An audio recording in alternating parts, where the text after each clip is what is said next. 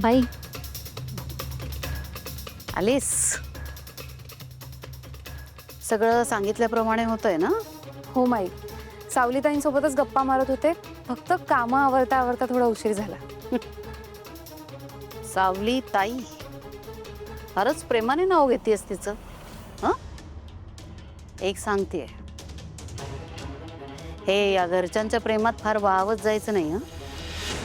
आपण इथं कशासाठी आलोय ते विसरायचं नाही, लक्षात ठेवायचं.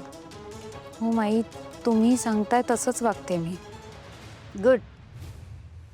हे बघ, मी काय तुझ्यावर 24 तास लक्ष ठेवायला नसणार आहे, पण मला जरा जरी शंका आली ना, जरा जरी,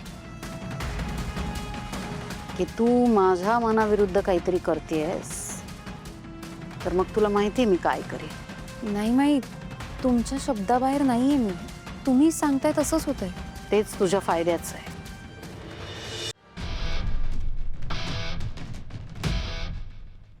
बरं, हे घे.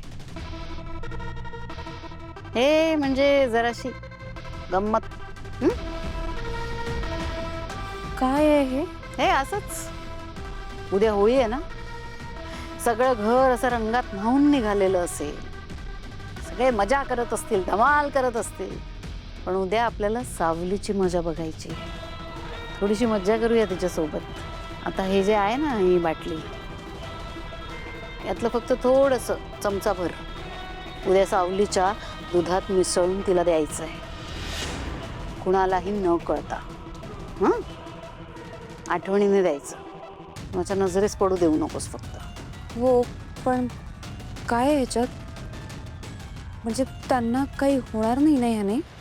छे, काय मरणार बिरणार नाही याच्याने ती.